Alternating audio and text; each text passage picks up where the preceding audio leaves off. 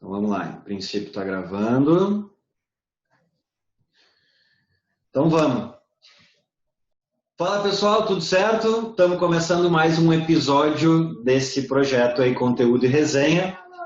E, e já temos a vida ao vivo acontecendo com o meu convidado. Na verdade, o meu convidado ele é mais conhecido como o pai da Laura, né? Assim como eu também sou conhecido, acho, como o pai do Renato. E vocês já estão ouvindo aí a personagem principal, mas eu gostaria de chamar para a gente ter uma aula a full hoje sobre Projeto Manhattan, que envolve uma série de coisas, o meu amigo, professor Fabrício, o pai da Laura. E aí, meu? E aí, meu, tudo bom? Como é que tá? Como é que tá, meu? Tudo certo?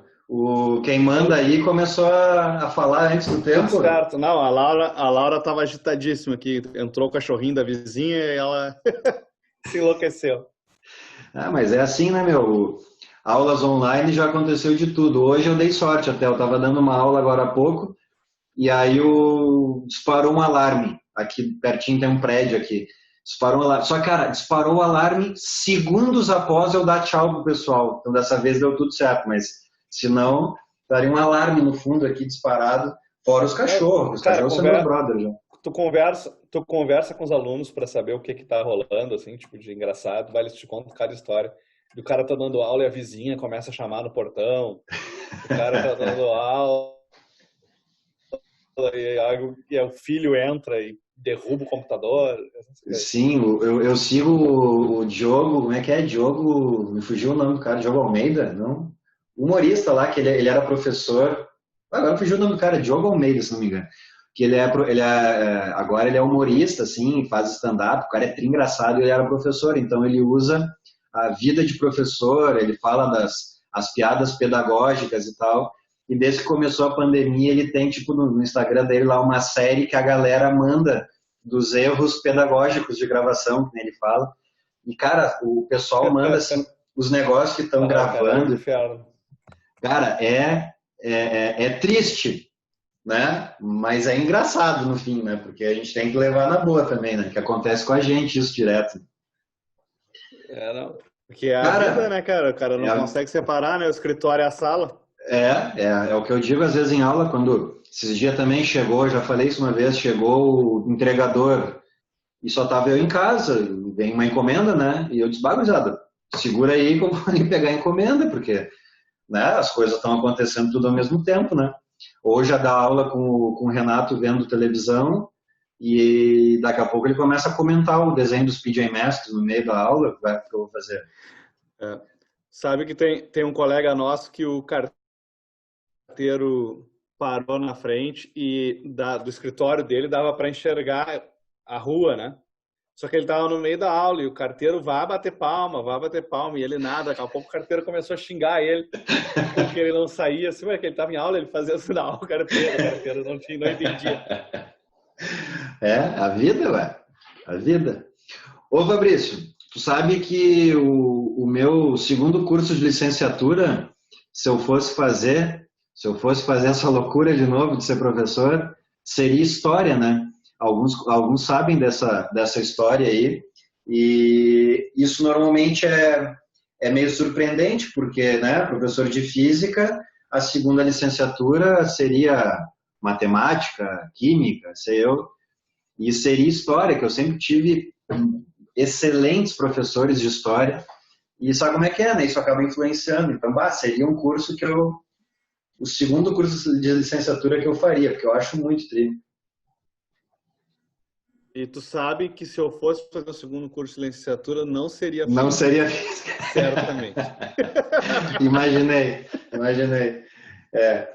Mas, cara, eu gosto muito de história, tanto que eu tento, quando é relevante, né, também, porque, imagina, eu tenho que, obviamente, falar sobre os conceitos lá de algum determinado assunto, tem sempre uma história por trás, mas às vezes não é relevante, né? A gente tem pouco tempo, às vezes, para trabalhar o negócio, num cursinho, por exemplo, no pré, tem menos tempo ainda, mas quando é relevante, eu coloco junto um pouco de história, né? com toda a humildade do mundo, né? E por isso que o Projeto Manhattan, eu te convidei para falar do Projeto Manhattan, porque é um assunto que tem uma história relevante por trás, né? Tipo, inclusive, assim, o antes e o depois, né? Do Projeto Manhattan em si, da história da bomba e tal. E eu te convidei para a gente falar sobre isso, para tu começar falando sobre, enfim, contextualizar historicamente o que foi o projeto, qual foi a importância, né, qual era naquele momento e qual a importância disso tudo. E eu falar depois sobre a parte mais técnica, vamos dizer que também é importante, né, para a gente abordar as duas coisas juntas aí. O instrumento de paz, como diziam os americanos lá pelas tantas. A superioridade bélica, né, que é colocada pelo domínio de uma tecnologia como a tecnologia nuclear, ela não é uma questão que aparece só na Segunda Guerra Mundial com a tecnologia nuclear. Né? A superioridade bélica, ela sempre é buscada pelas nações hegemônicas para poder justamente impor-se através da força. Se a gente começar a voltar no tempo, a gente vai ver que há uma importância grande da superioridade bélica dos espanhóis, dos portugueses sobre os povos indígenas na conquista os indígenas não conheciam, se tinha cavalo, os indígenas não conheciam. Não que essa seja a grande causa, mas é uma ajuda, é algo que fortalece. Mesmo lá nos povos da antiguidade, tu tem muito um dominava a fundição do cobre, o outro dominava a fundição do ferro, e quem dominava a fundição do ferro tinha muito mais condição de fazer enfrentamento, muito mais força sobre o outro. Então a superioridade bélica ela sempre aparece como um fator determinante quando o país se impõe como potência numa corrida em busca de que essa potência econômica se firme como uma potência militar, para que se der uma ruim, a gente tem para onde correr, a gente tem, né, algo que garanta essa potência econômica que somos. E o que acontece ali no início do século XX é muito marcante, por quê? Porque tu tem uma corrida armamentista que leva à Primeira Guerra Mundial. E a Primeira Guerra Mundial, a gente falava um pouquinho antes aqui na resenha inicial, quando a gente estava acertando os ponteiros aqui, a Primeira Guerra Mundial ela é muito marcada por uma corrida em tempo real, porque ela começa como uma guerra de característica medieval, que é guerra de enfrentamento de exército contra exército, campo contra campo, mas já depois da segunda revolução industrial, então tu tem um desenvolvimento muito grande de armas, de arma de fogo ali ainda, né? E isso faz com que tu vá para a guerra de trincheiras faz com que tu desenvolva as bombas, e aí tu entra com as bombas químicas. Né? Tô falando tudo isso para chegar nas bombas químicas. E as bombas químicas, elas manifestaram-se como elementos muito decisivos da Primeira Guerra Mundial. Então, a gente tinha o gás do riso, o gás lacrimogêneo e o pior de todos, que foi o gás mostarda, que depois foi proibido, né, pelos tribunais internacionais, pelas leis de guerra, que é uma coisa que eu nunca entendi muito isso, né? Para mim, eu sempre digo em aula que não faz muito sentido. Se é para combinar uma coisa, vamos combinar de não fazer guerra. Vamos se organizar, né? Dedo no olho não pode. Isso é. Eu nem sabia que esse tipo de código... O gás mostarda... Eu nem sabia que esse tipo de código aí era tipo assim, obedecido mesmo, mas então são obedecidos? O gás mostarda foi um que os caras disseram, não, aí se passamos, vamos devagar, não é por aí. Pô, mas, hein? Tá abusando das parcerias, não é por aí. As brigas nos campeonatos de pracinha aqui não tem regra, e aí na guerra tem regra. Aqui, sim, quando a gurizada se pega aqui na pracinha aqui, vale tudo. Não pode dedo no olho, não pode puxar cabelo, entendeu? E aí não pode gás mostarda. E tu sabe que o Hitler, inclusive, quase morreu por causa do efeito do gás mostarda na Primeira Guerra Mundial, né? Dá um pause para nós aí, que eu já volto. Pause, tá.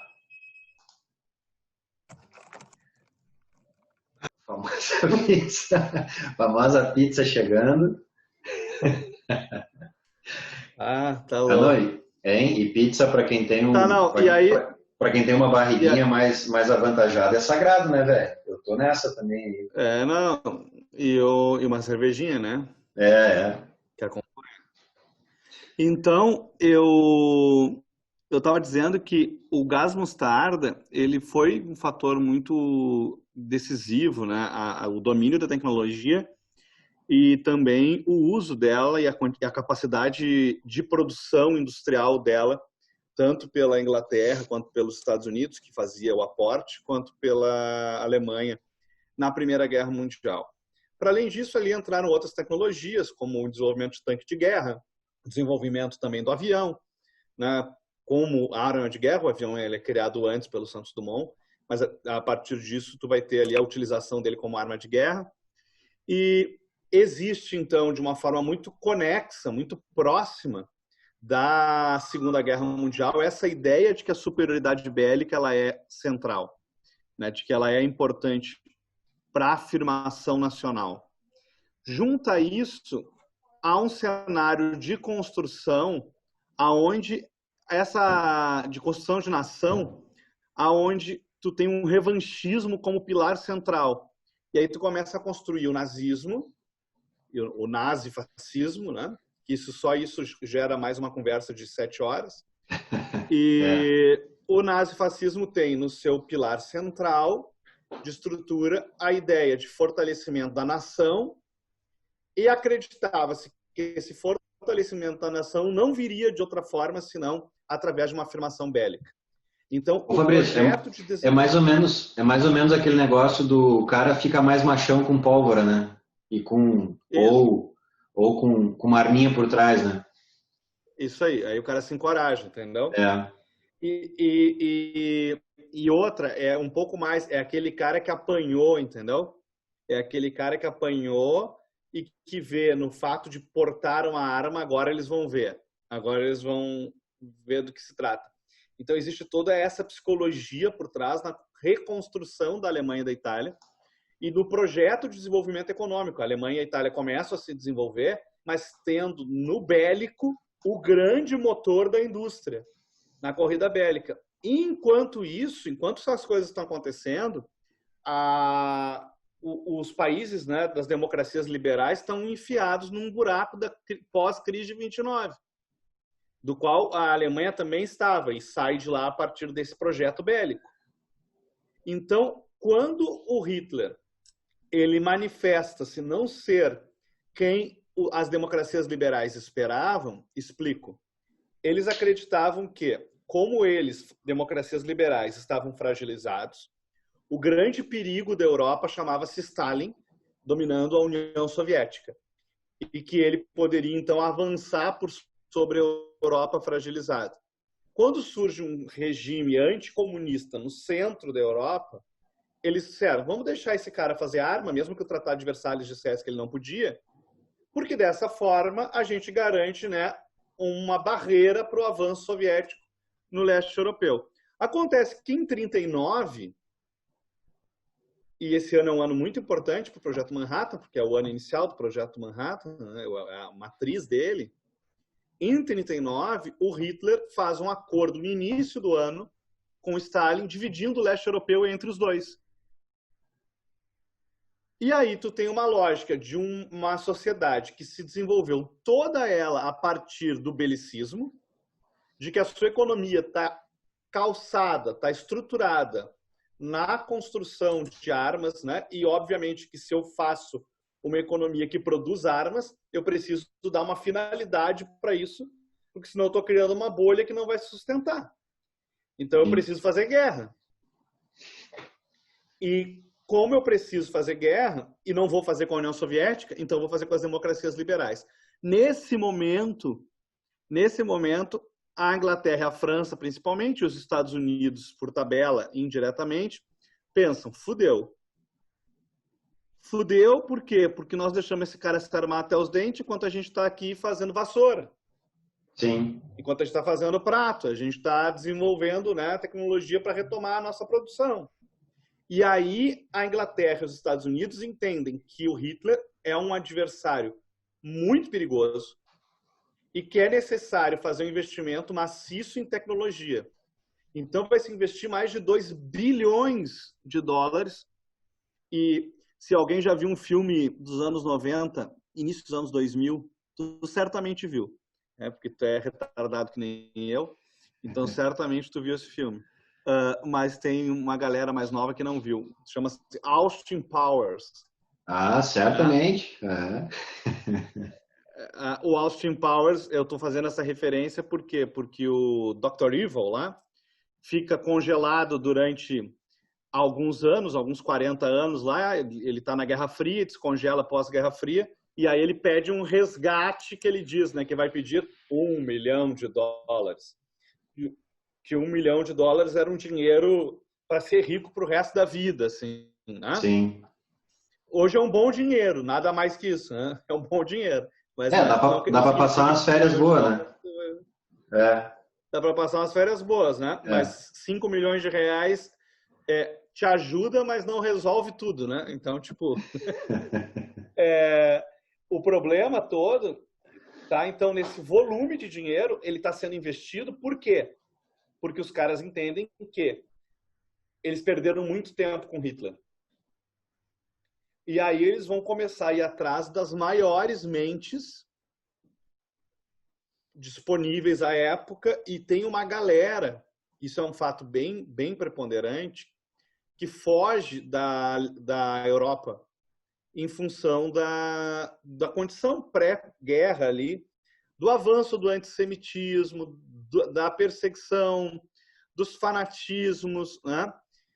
Existe uma confusão muito grande entre o que é cientificismo e o que é nação dentro da Alemanha. Não é uma confusão religiosa, como se tem num fundamentalismo islâmico contemporâneo, ou mesmo num fundamentalismo de outras religiões, que nós não vamos falar aqui, mas há uma confusão tanto quanto grande do tipo a ciência feita por aquele que não é germânico, se ela é pura ou se ela não é pura. E aí tu tem muitas mentes fugindo da Europa e vindo parar na América, que é o caso do Einstein, né? O Einstein, então, acaba vindo morar nos Estados Unidos em busca de um ambiente mais saudável para a produção do que a Europa dos anos 30, dos anos 20. E esses grandes pensadores da época são chamados para elaborar, então, uma grande arma que fosse decisiva e cabal contra os alemães. Ô, Fabrício, cabe lembrar que nessa época aí o Einstein já é estrela, né? Ele já tem algo que a partir do final de 20, né? Isso, ele ganha o prêmio Nobel ali em 21, se não me engano, nem é por causa da relatividade, mas a relatividade é de 1905. E é um caso já era um personagem midiático, ou algo equivalente para a época, né? Então já ele é um Bill Gates, ou o cara da Apple, assim, Isso. Ele é um cara que é reconhecido como um gênio. Né? Isso, ali nesse momento ele já é o Einstein, né? Que a gente até hoje conhece. Né? Mas o Oppenheimer também já era reconhecido, né? Que é o grande pensador alemão. Deixa eu juntar um negócio que caiu aqui. Sim, ele também. É que o Oppenheimer, ele na verdade, ele fica, vamos dizer assim, historicamente famoso por causa do Projeto Manhattan, mas ele já é um cientista com uma bagagem, né, altamente reconhecida na comunidade científica, entende? O Einstein já era aquela coisa mais do... Sim, o Einstein já era personalidade. Personalidade, exatamente. E aí o que se dá é a corrida armamentista, ela se torna decisiva porque a Segunda Guerra Mundial, ela é uma guerra ela é muito impactante para as democracias liberais, porque se tu pega a Primeira Guerra Mundial, é uma guerra que ficou empatada, e aí de uma hora para outra a Alemanha enfraquece economicamente e é atropelada com a entrada dos Estados Unidos. Né? A Segunda Guerra não, né? A Segunda Guerra de 39 a 43, olha a data, 43. a Alemanha havia varrido a Europa, só não tinha invadido a Espanha e Portugal, mas tinha governos simpáticos, porque eram governos fascistas, né, o Franco e o Salazar, Franco na Espanha e o Salazar em Portugal.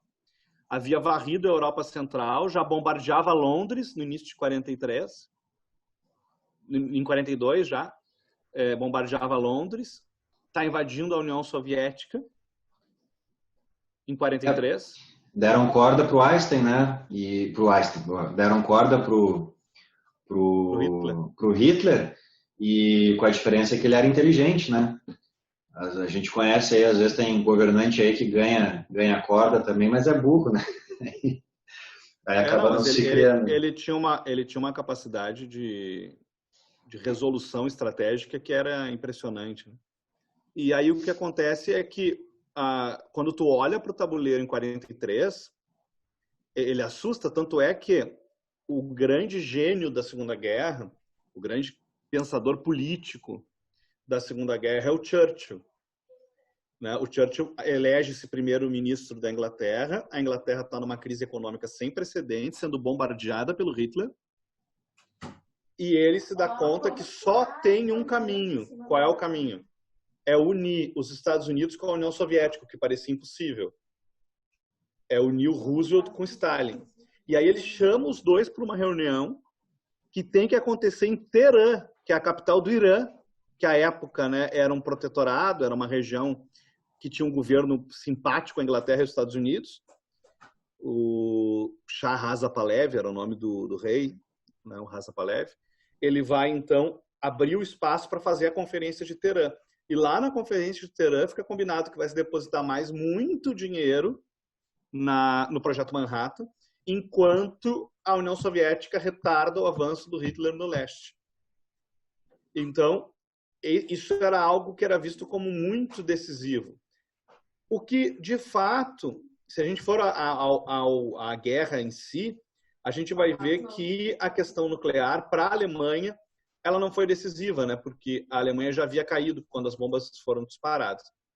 Mas a Alemanha perdeu-se um pouco quando abriu frentes demais de batalha, e isso acabou desconcentrando ali o seu projeto estratégico e abrindo, né, fissuras por onde os aliados entraram.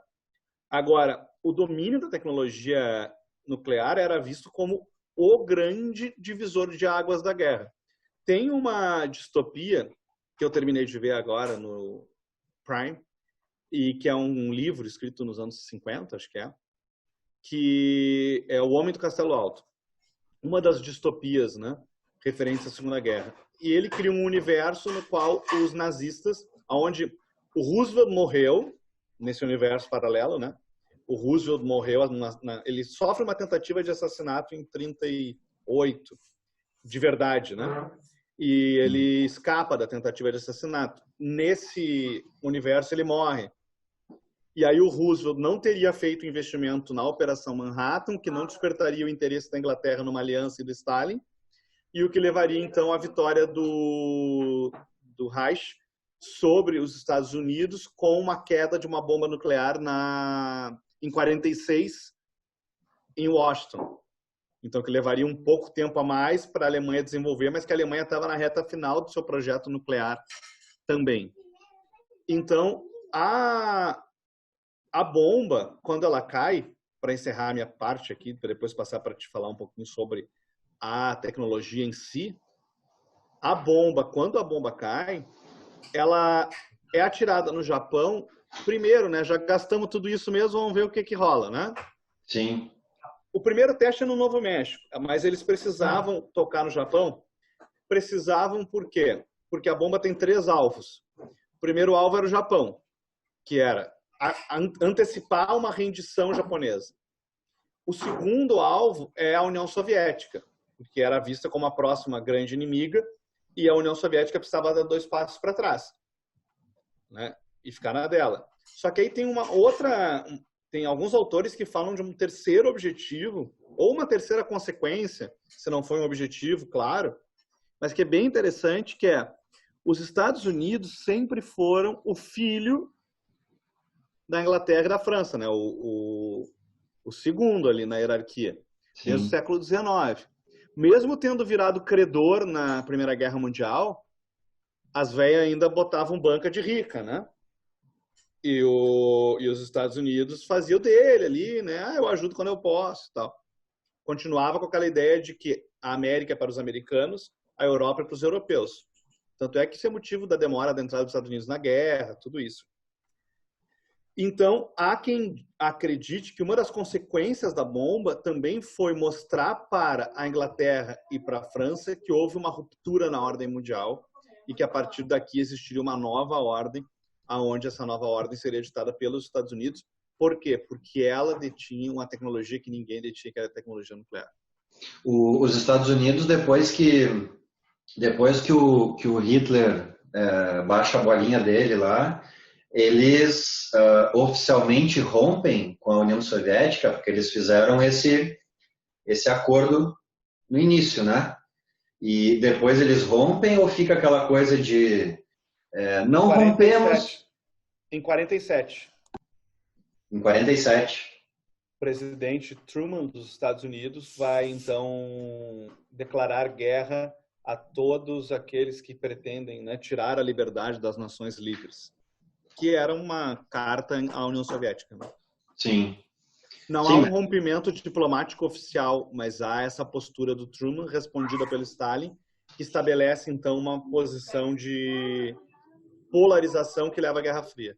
Sim, mas eu digo assim, ó, porque na hora ali que primeiro joga a bomba no Japão e seria o próximo objetivo União Soviética, era só para dar um para-quieto, então, tipo assim, ó, nós somos parceiros, mas quem manda sou eu, tipo casamento. Assim. Isso, e os Estados Unidos não tinham fôlego para aguentar mais tempo de guerra, né? Então, a bomba acontece naquele momento justamente para mostrar para os outros o seguinte, ó, vamos acabar com isso, porque eu tenho bomba atômica, vocês não têm, né? Já gastamos demais, vamos trabalhar, vamos tocar a vida em frente.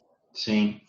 Tipo casamento, né? Que é uma parceria, mas quem manda é a Daiane e a Tita, né? Que a gente sabe bem. Exatamente. De vez em quando vem umas bombas atômicas. Fabrício, pois é. Aí cria-se o projeto Manhattan para tudo isso que tu falou, né? Para desenvolver. Então, junta cientista famoso, junta né, dinheiro a rodo, todo tipo de pesquisa para conseguir desenvolver a bomba. Aí chega na minha parte aqui, que é uma parte mais técnica, mas que tem muita influência, vamos dizer assim, na parte histórica também, porque, por exemplo, uma coisa é saber o processo físico, enfim, para que tu consiga fazer a bomba, a outra é ver se dá, né? O princípio físico era até relativamente conhecido, mas para saber se aquilo funciona, né, tinha um outro passo, né, que é uma parte bem importante disso aí. Eu botei aqui... Posso dar um exemplo? Claro. Hoje a gente sabe o princípio físico de como viajar no tempo e a gente sabe o princípio físico de como ir de um universo para o outro, com os buracos de minhoca lá. Se eu estiver errado, tu me corrige, tá? Agora, isso não quer dizer que a gente pode fazer acontecer, né? Existe um princípio físico que diz, mas a gente não tem alcance e tecnologia para isso e não se sabe se um dia vai ter, né? E a maior justificativa de... Bom, isso é papo para mais umas 70 horas, então, né, já que tu falou antes. Mas o Hawking era um que comentava que era, né, eu acho que todo mundo conhece o Stephen Hawking, né, que acho que dessa modernidade aí é o mais midiático, né, o mais famoso de todos eles, que ele dizia que não acreditava que fosse possível porque ninguém do futuro veio dar oi para ele. Que merda de viagem no tempo é essa que ninguém pode ir para trás, né? Então ele dizia isso, e é aquela coisa, né? Em princípio não pode, né? Mas em princípio não podia uma série de coisas na história da ciência toda, né? Quando diziam lá que a ciência estava fechada, né? Conhecemos 100% de tudo e não sabiam de nada, né? Mas tem bem isso. Muito legal, a gente tem que cuidar para não tangenciar, tá? Mas a última vez que eu falo sobre isso, eu prometo. Mas tem um negócio muito legal que o o Tyson, não o boxeador, né, o físico, Sim. fala que ele diz que não é uma viagem no tempo, na verdade, né? Se tu conseguisse viajar mais rápido que a luz e conseguisse observar lá do lugar onde tu chegasse, tu ia enxergar a luz que hoje acontece aqui, tu enxergaria lá muitos anos-luz depois, porque a luz chegaria refletida lá. Mas isso é papo para outra história. Né? O Tyson, esse aí, não o boxeador, é outro que é um atual desses cientistas midiáticos também, né? Tinha esquecido dele, virou meme. No início dos memes, ele virou aquele meme famoso também, né? Mas aí que tá, né? Bom, não vamos tangenciar, né? Porque teoricamente o Sol, ele tá no futuro, né? A gente vê a luz uns minutos depois, enfim. Tá, vamos lá. Eu quero colocar aqui, ó. Eu vou fazer física. Mas eu ia comentar. Eu ia dizer, mas não queria fazer, né? A segunda licenciatura? Já poderia sim, né? Deixa eu só colocar aqui que eu não fiz aquilo que a gente na resenha antes testou. E eu... Assim, tá. Bom, então a ideia aqui, ó, é do projeto Manhattan falar sobre a fissão, que é o princípio físico, mas especialmente sobre este item aqui, ó, que é a reação em cadeia, que não é uma banda de Novo Hamburgo, né? É outra coisa. Essa referência também não é para todo mundo, né? Ó, a fissão nuclear, fissão, quebra, né? Então tu tem um núcleo que ele é um núcleo grande, que ele é quebrado, e nessa quebra, né, em função, no caso de um nêutron que é jogado ali, tu tem que provocar aquela quebra, ele quebra e vira dois núcleos menores com a liberação de uma energia nuclear, portanto, isso é uma reação nuclear, né, estupidamente alta, tá? O detalhe é que, mas então quer dizer que eu vou ter que atirar um nêutron em cada núcleo, né, de cada átomo, e aí haja mira e haja nêutron para jogar e tal, né? Então o detalhe da reação em cadeia é que nessa liberação de energia, então, quebrou o núcleo grande, quebrou em dois menores, tem a liberação de energia, que é aquilo que tu está buscando em princípio, mas tem a liberação de outros nêutrons. Esses nêutrons vão bater nos átomos, nos núcleos, né, dos átomos do lado e vão gerar nova quebra. E isso gera energia e mais nêutrons. E isso é a reação em cadeia. Vira uma progressão geométrica. O que acontece ali? Basta que tu tenha o primeiro nêutron e a massa de partida. Tu tem que ter uma quantidade desse combustível que vai fissionar mínima para que aquilo tenda ao infinito, para que a reação tenda ao infinito sem controle, né? Porque, bom, no caso de uma bomba, o que tu não quer é controle, né? A gente vai falar lá no finalzinho que a gente tem a usina nuclear, que é a energia nuclear do bem, né? Vamos dizer assim. Mas que, bom, lá tu precisa controlar. E, já vou falar aqui o que eu ia falar depois, mas tá, encaixou aqui. O controle na usina nuclear é justamente com esses nêutrons. Se tem muito nêutron dando banda ali no reator, vai ter muito átomo quebrando, né, o núcleo quebrando e dispara. Então o controle é nos nêutrons. Tu coloca lá tipo de umas esponjas de nêutrons lá que tu absorve aquele monte de nêutron que está dando banda ali. Então tem menos quebra, né? Menos energia. Aí, mas diminuiu muito. Tira a esponja de nêutrons, essa aí. Aí começa a elevar a reação, esse é o controle. Perdeu esse controle, bum, vira bomba atômica, que são os acidentes que a gente conhece, né? O mais famoso, disparado, Chernobyl, né? Bom, uma característica da fissão é ter lixo atômico. Tu me deixou bem seguro agora. Mas é por aí. Mas é aquele negócio, né? Viajar de avião é perigoso. Porque quando cai um avião vira notícia, enfim, né? Mas é o meio mais seguro, né?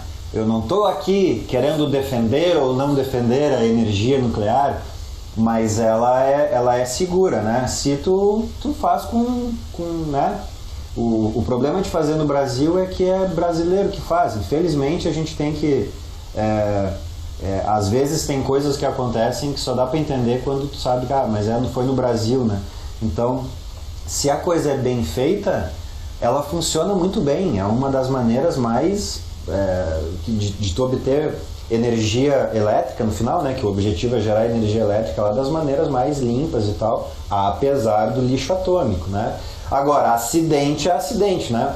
Pode acontecer lá em Chernobyl, que foi um erro humano, né? Que foi originando o problema. Pode acontecer em Fukushima, que lá foi erro divino, sei lá, ou coisa do tipo, que foi por causa do tsunami, e que eles tinham um sistema de proteção, mas que naquele caso não foi suficiente. Então acidentes podem acontecer, né? Agora, por exemplo, o Angra ali tinha uma rachadura no reator. Porra, velho, só não pode ter uma rachadura no reator para na hora de tu fazer uma usina nuclear, entendeu? E esse tipo de coisa. E Angra 3 Angra 3 está funcionando? Angra 3, a planta dela estava pronta, né? Pois é, agora eu nem sei dizer ali, Lu. É só dar uma olhadinha no Google ali se ela está funcionando, não que é outra várzea, né? Porque mesmo... Mas acho que ela não entrou em atividade. Pois é, eu acho que não também, mas mesmo que ela tenha entrado, ela ficou não sei quantos mil anos ali jogada, né? Com uma tecnologia que já vai ficando obsoleta lá pelas tantas, né? Mas enfim, isso é a fissão. Então, as três características importantes: quebra, que gera energia, e outros nêutrons, e esta reação em cadeia é o que permite que tu dê o start e joga, entendeu? E deu, e aquilo vai sozinho, né? Isso permite a bomba propriamente dita. Eu coloquei aqui algumas coisas que são informações, assim, né? Os principais elementos: urânio 235 enriquecido e o plutônio. A primeira bomba de Hiroshima é com urânio, a segunda é com plutônio. E a reação do urânio é essa aqui, né? Então, olha, primeiro nêutron no átomo de urânio, no núcleo, né? Do átomo de urânio. E aí vira criptônio e bário, que são os dois núcleos, que isso vai dar origem, no caso, ao lixo atômico depois, né? Mais 3 nêutrons. Então, liberou esses 3 nêutrons que vão gerar as próximas fissões e a energia, que é o que está se buscando ali, né? Aqui eu também fiz uma continha ali, ó, que é assim, ó. A bomba de Hiroshima, tá? Que é a primeira, né? Converteu apenas 0,69 gramas dos 6 quilos de urânio que foram colocados lá diretamente em energia. Olha o que aparece aqui, ó. A relação de massa e energia do Einstein, né? Então, para a gente ter uma ideia aqui, ó, 1 grama de material fissionado, ali nem chegou a 1 grama, né? Mas, enfim, quase 1 grama. 1 grama de material fissionado gera, com essa relação aqui, 9 vezes 10 na 3 joule de energia. O que não quer dizer para nós no dia a dia quase porra nenhuma.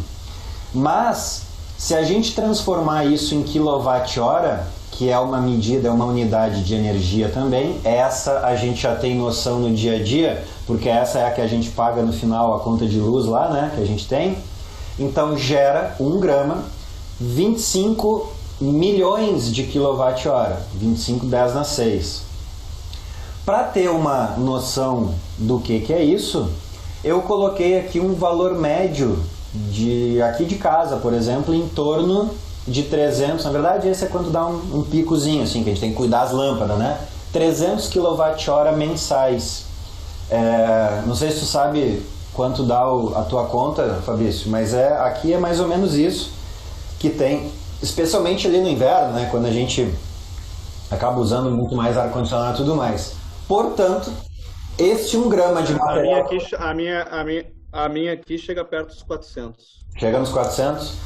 Mas então é uma boa estimativa ali esses 300 para entender que então este 1 grama de fissão, de material fissionado, seguraria a casa. Acho que teus netos aí conseguiriam aproveitar, ó, quase 7.000 anos, né? Para a gente só ter uma ideia do que é essa energia que ela gera, entende? Uma comparação ali para ter essa noção. É óbvio, né, que isso é uma comparação que assim, ó, não dá para eu estourar uma bomba atômica aqui no meu relógio, aqui na frente, entendeu? E aproveitar essa energia. É evidente que não, né?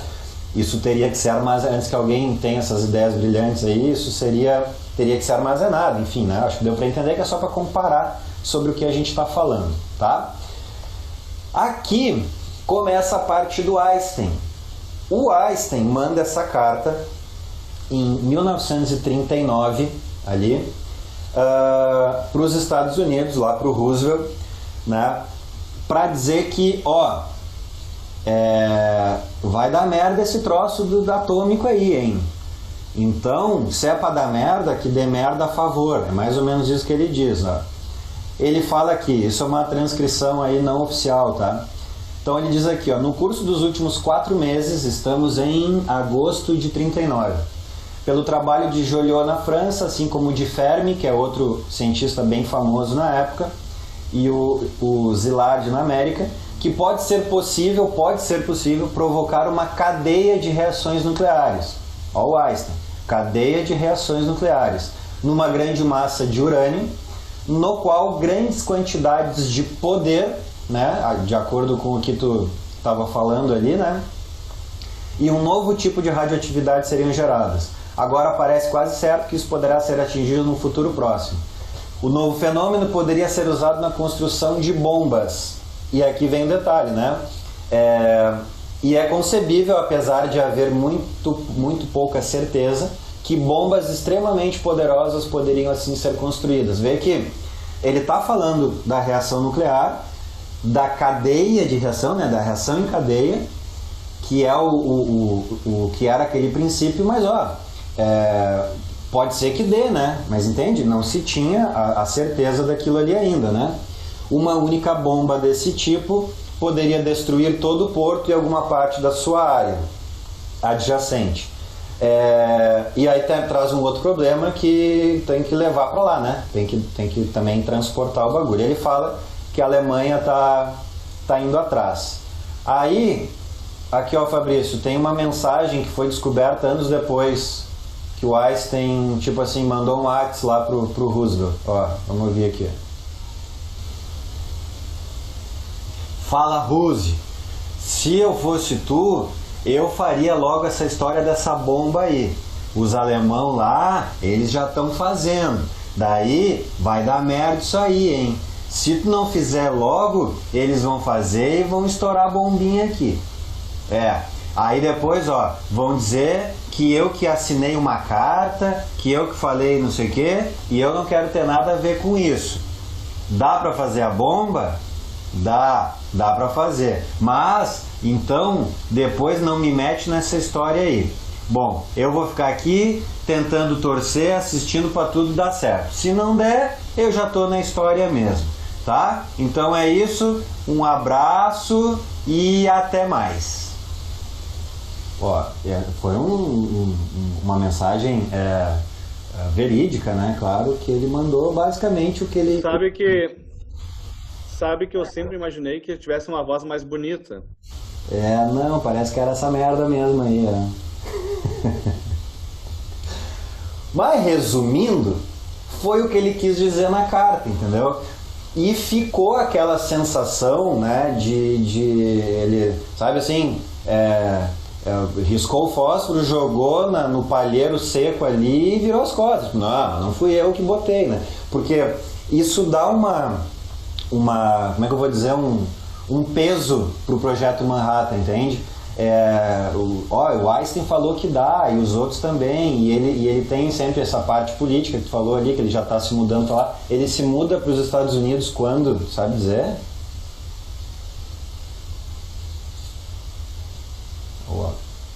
Não me lembro, mas é antes do início da guerra, por volta nos anos 30.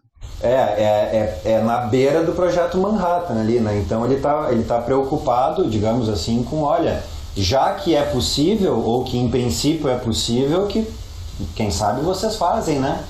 Mas ele não entra oficialmente, pelo menos, né? Aqui, ó, o formato, enfim, o protótipo da primeira bomba, tá? tem uma bomba que é testada lá no Novo México, lá, e aí essa outra eles vão levar e como teste, né? Na real, tu falou ali antes, na verdade é um teste que eles estão fazendo com a de Hiroshima. E aí a moral, aqui tem um videozinho depois bem rapidinho que mostra também isso aqui animado, é que assim, ó, porra, tu vai levar uma bomba atômica no bagageiro do avião, entendeu? É lá no Japão. E se essa merda explode no caminho, né? Então o que eles fizeram? Eles dividiram a massa de urânio, né, que é a chamada massa crítica, que é aquela massa mínima que tem que ter, né? Eles dividiram em duas partes. Então, o alvo e a bala, né? O alvo sozinho não tem a massa crítica, não vai explodir. A bala sozinha também não tem. Então, o que eles fazem? Na hora que eles querem, enfim, acionar a bomba, eles jogam com o explosivo convencional, é pólvora mesmo, né, como se fosse uma arma mesmo, eles jogam aquela bala de encontro ao alvo. As duas partes juntas agora formam a massa crítica e nesse meio do caminho aí tem uma reação química, uns compostos químicos que eles botaram ali, que quando eles entram em contato mais o calor, libera o primeiro nêutron, porque lembra, né, tem que ter o primeiro nêutron para dar o start. Então eles têm esse controle, né? Foi um dispositivo que eles acharam para que aquilo não explodisse no caminho, né? Ó, aqui está a Little Boy, que é a primeira, né? E a Fat Man, que é a segunda, de Nagasaki. Aí as fotos estão invertidas, que eu botei só para facilitar, né? E aqui é uma imagem já de me corrija também se eu estiver errado, Fabrício, do monumento. Claro, aqui é na bomba, né, quando foi destruído, mas esse aqui é um prédio que ficou, eles mantiveram isso aqui para reconstruíram tudo, menos aquilo ali que é um monumento, né, a bomba, né. É um memorial, né. Memorial, isso, não fugiu a palavra, tipo do memorial, então aquilo ali tá assim, né, até hoje. Aqui, ó, não tem áudio, tá? Então a gente pode ir falando em cima. É um videozinho também que mostra um pouco de tudo, tá? Eu peguei ali da internet, da NetGeo, né, e resumi. Então ali mostra exatamente a bala e o alvo. Ó, o que eu falei antes, aquilo dispara, né? E quando junta, agora tem a massa crítica, libera o primeiro nêutron e aí tá feita a cagada, aí já era, né? Aí libera toda aquela energia ali. Lá em Hiroshima, eu vi num documentário, talvez seja até nesse, essa é uma imagem, segundo o documentário, uma imagem da própria bomba. Uma imagem real lá, que foi feita da própria bomba. Que Hiroshima era um possível alvo, né? E que quando os aviões foram para lá, que a condição era que eles teriam que ter visibilidade para saber onde jogar a bomba e tudo mais. E aí explodir no momento certo, que tinha que ser a uma altura do solo, uma série de coisas, e que o tempo estava bom em Hiroshima, né? Aqui são algumas imagens aí de Hiroshima e Nagasaki, que são chocantes, assim, né? Se a gente for pensar que alguns consideravam isso aí como instrumento de paz, né? E, enfim, o argumento é argumento, né? Mas enfim, aqui, ó, deixa eu voltar um pedacinho. Isso aqui é a sombra radioativa, ó, porque muitos, os que estavam mais próximos da bomba, eles foram desintegrados, né? No sentido de sumiram, né? Evaporaram de uma hora para outra. E muitas coisas sublimaram, né? Exatamente. E ficaram as sombras, né? Uma sombra daquela radiação, né? Que é emitida, enfim. E que, como diz também num outro documentário que eu li, que provavelmente essas pessoas obviamente essas pessoas nem entenderam o que estava acontecendo, elas simplesmente deixaram de existir, né? Aqui, ó, Fabrício, eu acho muito interessante essa parte aqui, que são desenhos de crianças que sobreviveram, enfim, né? E pediram para que fosse retratado isso, ó. Então acho que é autoexplicativo, né? Os desenhos ali. E aí tem a sensação de serem fantasmas, né? Que tem alguma imagem daqui a pouco ali, ó, rio cheio de cadáver, né? Tem uma pessoa, uma sobrevivente ali, ela tá contando a história, por isso tem uma legenda ali, e que as pessoas andavam com as mãos para frente porque descolava a pele, né? E a sensação era de alívio, né? Então tinha aquela coisa do fantasma, né? E, enfim, aí esse são os efeitos de tipo assim, ó, de quem não morreu. É como naquela cena do Vietnã de Napalm, né? Que a menina corre na rua com os braços abertos, né? Isso, exato. Ó, aqui, ó, eles com os braços ali, as pessoas, enfim, né? E claro que teve os efeitos da radiação, né? Essa pessoa que está falando é uma japonesa lá de Hiroshima. Ela teve complicações, né? Ela, agora não lembro se ela ou a outra, tem vários personagens, né? Nesse documentário da NetGeo aí. Um deles, não me lembro qual foi agora, fala que as pessoas, algumas eram estudadas, né? Porque, cara, jogou uma bomba, morreram 70 mil, eu acho, se não me engano, em Hiroshima, ou 100 mil, 100 e poucas mil na primeira bomba. E, bom, morreram e eles queriam saber o que mais... Porque tinha todas as outras consequências que ninguém sabia direito, né? Então a bomba funcionou, né? E aí tinha as outras consequências e tal. Então as pessoas eram expostas, tinha radiação, tinha toda a influência que isso tem no corpo humano e tudo mais, né? Aí o Oppenheimer deu uma surtada, né? Então essa frase aí que é atribuída a ele, ela vem depois, na verdade, da frase daquele negócio da reação em cadeia. Que quando eles descobrem que a reação em cadeia funciona com a massa crítica, não sei o que, existe uma frase dentro do projeto Manhattan que é: a reação é sustentável. O que quer dizer isso, né? A reação em cadeia funciona. Então a reação é sustentável. Basta dar o start. E é aí que é possível a bomba, entende? Tu podia fissionar urânio, caralho, fazer o que tu quisesse, mas tu tinha que ter essa possibilidade de dar o start e joga a bomba. Ou no caso, joga a bomba e dá o start, né? Para que ela explodisse e a reação fosse sozinha, né? E aí o Oppenheimer dá essa surtada aí, né? Que ele, como um dos líderes do projeto, né? Ele se torna o destruidor de mundos, né? Deixa eu te perguntar aqui, então essa era a parte mais técnica, né? Depois tem a de Nagasaki, né? Que é alguns dias depois ali, que é quando o Japão vê que a porra é séria, né? E aí, deixa eu tirar aqui, ó. Que a minha pergunta é, o que acontece após? Tipo, demonstra o poder todo, né? E tudo isso que tu falou. E como é que fica depois? Tipo assim, ó, ganhamos a guerra, fim do projeto, aperta as mãos lá, tira uma fotinho para a posteridade, sei lá, e aí? Como é que fica depois, né? Aquele logo pós-projeto, pós-guerra? Cara, vou começar te respondendo falando de outra coisa, tá?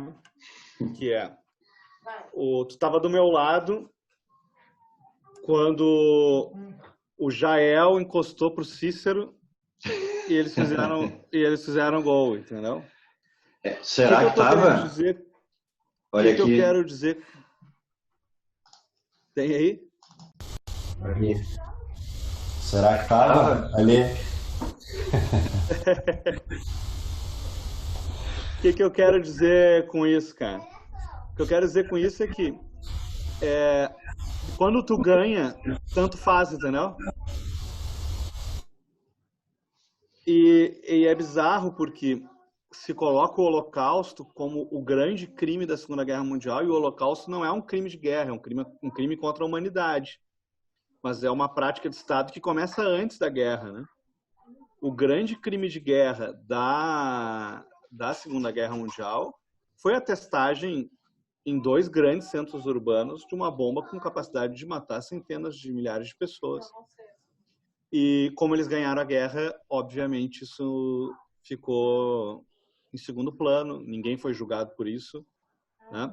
Ao contrário... Aí que vem o argumento do instrumento de paz, né? Porque o argumento é que se a gente não tivesse jogado a bomba atômica, teriam morrido na guerra milhões de pessoas ainda até que ela acabasse, né? Então, frente a isso, tem gente que trata como instrumento de paz. O que é uma mentira, né? Porque o Japão estava já na reba, né? o que pode ser verdade, sim, é que se tu tirar o período ali do século XIX, que tu tem 100 anos de uma certa estabilidade entre as grandes potências, com algumas guerras pequenas, como a Guerra Franco-Prussiana, porque a Inglaterra estava mandando tanto economicamente que ninguém se metia com a Inglaterra, então brigava os cachorros pequenos. Agora, pós-Segunda Guerra Mundial, tu vai ter muita guerra, tu tem muito confronto, mas nunca mais tu vai ter duas grandes superpotências indo para o campo de fato um contra o outro. Tu apoia quem está indo contra teu inimigo, tu dá arma, tu dá suporte, mas tu não vai para o confronto direto. Por quê? Porque o equilíbrio nuclear, quando a União Soviética consegue desenvolver a sua bomba atômica, a gente costuma dizer na aula uma frase que eu gosto muito, que é que eu não, se eu disser de quem é, eu vou estar sendo injusto. Eu acho que essa frase é do... bom, enfim, não vou dizer. Mas, enfim. Mas tem uma frase que diz, quando existe o equilíbrio nuclear, a guerra não é impossível, mas ela se torna improvável. Por quê? Porque ela passa a ter um efeito destrutivo tamanho que ela não consegue, que ela não é passível de acontecer. Sim. E aí, então, e aí entra aí o elemento de ser... a força é tanto e tão desproporcional que ela gera um equilíbrio. E ao gerar um equilíbrio... É o tipo do negócio do me segura aqui. Aí o outro tá lá também. Tá, me segura aqui também. E fica os dois só assim... Oi, Laura!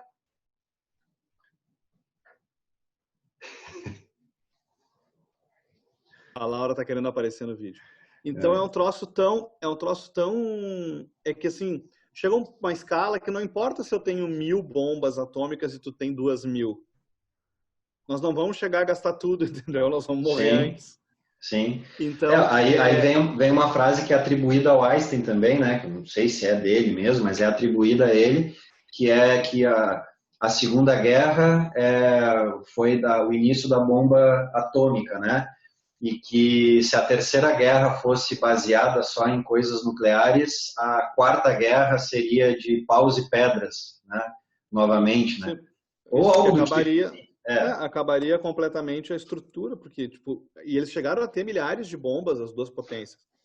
E aí eu queria falar, assim, para a gente ir fechar, duas coisas. Primeiro, que esse momento de equilíbrio nuclear, quando ele é evidenciado na crise dos mísseis em 62, que é o momento, então, né, onde se instalam mísseis nucleares, onde a União Soviética pretende instalar mísseis nucleares em Cuba, e aí os Estados Unidos, então, acionam suas bases, a União Soviética aciona sua base, e isso leva, então, a um impasse nuclear que leva 13 dias até a retirada mútua dos mísseis de regiões que podiam se atingir, né, atingir grandes centros. E aí, no ano seguinte, tu tem o primeiro tratado de desarmamento, que, na verdade, é um tratado de controle de testes nucleares a céu aberto, porque a coisa ficou tão louca que os franceses começaram a testar no atol de Mururoa, que já era bonito e ficou mais bonito, começou a brilhar de noite, né? E aí eles começaram, então, a fazer essa política de desarmamento. E o outro ponto que eu queria falar é que a grande consequência da corrida nuclear é vivida pelo grau de insegurança que hoje se tem no mundo frente ao controle das armas, antigas armas soviéticas, né? Porque quando as potências fizeram a corrida, nenhuma delas apostava que se desmantelaria, né? Nem os Estados Unidos, nem a União Soviética.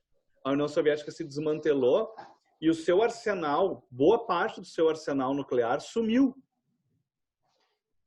Desapareceu. E aí a gente sabe que a transição da União Soviética para a Rússia construiu-se grandes máfias, né, de detentores do poder estatal e que privatizaram mesmo e que venderam patrimônio soviético para enriquecimento. E aí surgem os milionários russos, né, uma coisa que não faz sentido.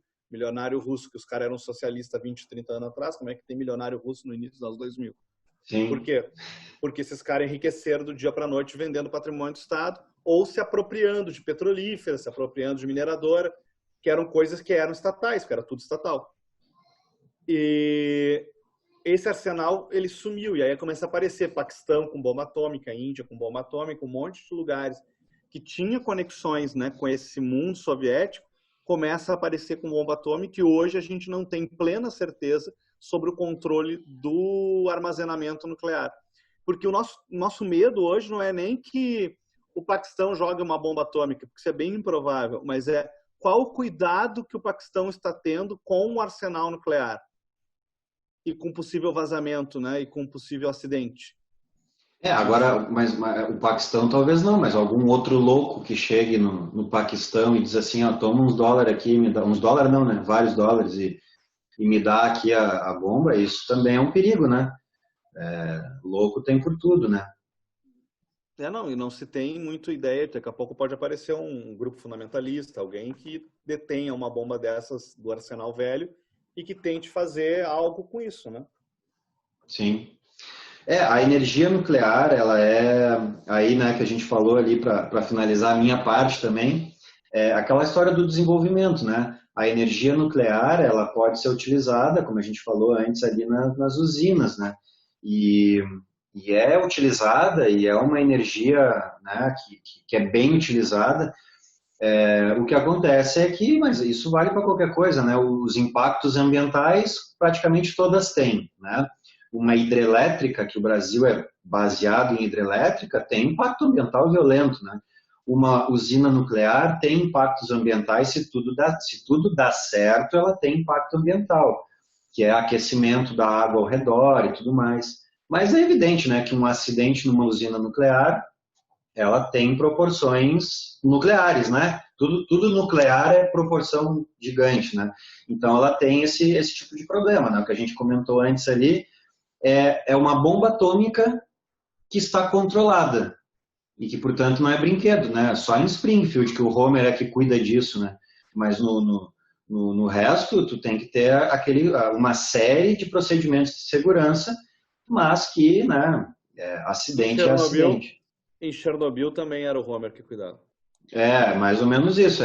Um lá era um Homer, porque tinha, né, tem lá uma série, por incrível que pareça, eu não vi o seriado esse Chernobyl aí, que quem tem criança pequena assiste Patrulha Canina e PJ Masks, né? Mas não era para assistir.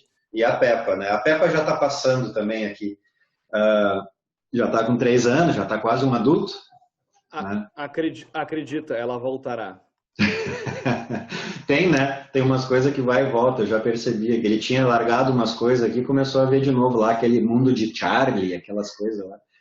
Mas eu não vi o Chernobyl. Mas lá eles queriam fazer testes e foram, tipo, ignorando um monte de procedimento de segurança, até que uma hora, né, tinha que não tinha mais o que segurar ali. Tu caiu ou tu desligou o vídeo aí? Alô? Tá aí? E então é assim, né? Roubado o copo.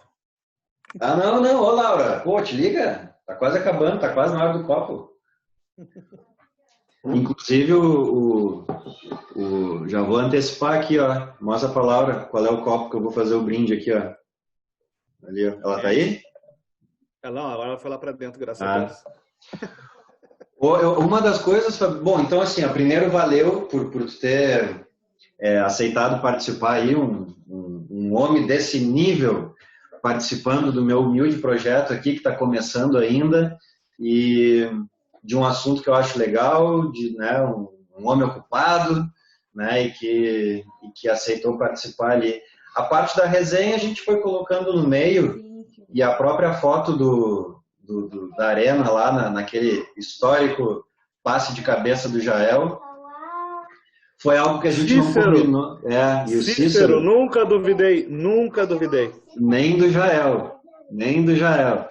Não, o passe de cabeça e a conclusão pensada do Cícero de dar meio na nesga da bola, assim, mas estava escrito, a gente não combinou aquilo, né? Tu estava sozinho lá e eu também, e aí daqui a pouco eu não, olho... A gente sentou na mesma fila de cadeira, um de cada lado do portão. Aí eu olhei pro lado e disse, pai, aquele lá, Rodrigo, na mesma fila mesmo.